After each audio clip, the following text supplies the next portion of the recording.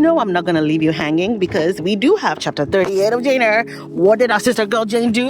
She married the dude. She married Rochester. It is not exactly a fairy tale ending.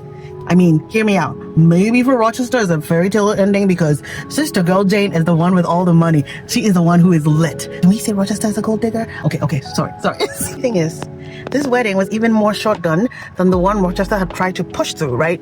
He had given her 4 weeks. This one, she came, found him, they talked, and then one morning, Jane and Rochester just snuck over to the parsonage and got married. It was just them, the parson, and I think one other, maybe a clerk or something. They didn't even tell the maid and her husband, John.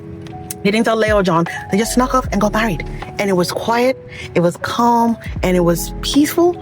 And to be honest, given what we've learned about Jane, I think it was exactly what she wanted. Not that I didn't realize this already, but this was almost like a feminist manifesto hidden in this sad, bleak, catastrophic, struggling, pseudo-romantic story.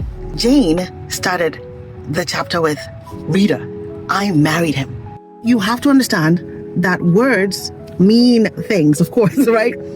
She didn't say, he married me or we got married. She said, I married him. And I think in that statement, you get the feeling of agency, that it is Jane's choice. She wanted this and she did this. Even though the man has lost one arm and has lost sight in his eyes, which by the way, he starts gaining his sight a little bit in the one remaining eye. And they even end up having a kiddo. And talk about the fact that Miss Bronte set her and us up by not giving her a lot of other palatable men to choose from. Because looking at Jane's background and lack of family support, lack of resources, it is, or even family connections, because at that time, what family you hail from was very important. It makes sense that Jane wouldn't have a lot of options, but the moment she got more money, she had more options. But she still went for Rochester because she loved him and she wanted him. And I think at the end of the day, that is the one thing that I really appreciated about the story and that I took from it, that even in whatever circumstances she was, she did the best she could. Well, she always stayed true to herself and her needs and wants, even when St. John was trying to sway her. That was Jane Eyre. Am I going to want to reread the story?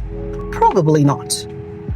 But it was definitely well worth the read and more enjoyable because I read it with all y'all. Thank you for coming along with me and the rest of the PJs and Pages community. I hope you will join us for our next book, which is Anne of Green Gables. We start tonight. Come join us today, Monday, July 21st at 10:15 p.m. Have a wonderful day and see you there.